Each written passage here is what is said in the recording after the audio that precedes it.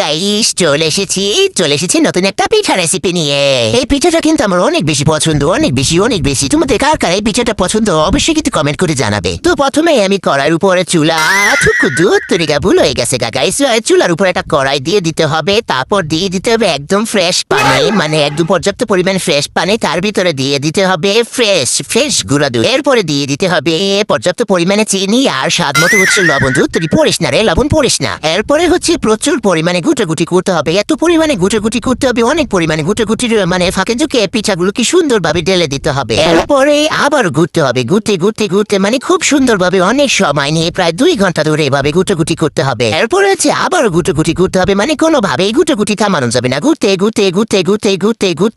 যখনই দেখবেন একদম ঘন হয়ে এসেছে, মানে পিঠার ঝোলটা একেবারে ঘন হয়ে এসেছে, তখনই একটা প্লেটে সুন্দরভাবে বেড়ে নিতে হবে। দেখছেন তো গাইস, এই পিঠাটা রান্না করে একেবারে সহজ, মানে কোনো ঝামেলাই নাই, বুঝছেন গাইস? একেবারে কোনো ঝামেলা ছাড়া পিঠা, কিন্তু খেতে অনেক বেশি মজা। তো গাইস আজকে কিন্তু আমি অনেকগুলো পিঠা রান্না করেছি তোমাদের সবার জন্য। তোমরাও চলে আসো, ঠিক আছে? আমি এখানে একটু চেক আপ করে নিচ্ছি যে সবকিছু ঠিক আছে কিনা। ওয়াও, জাস্ট ওয়াও গাইস, এত বেশি মজা হয়েছে কি বলবো। তো গাইস আমার এই মজার এবং সহজ পিঠা রেসিপিটা তোমাদের কাছে কেমন লাগলো কমেন্ট করে জানিও। Tata, bye bye.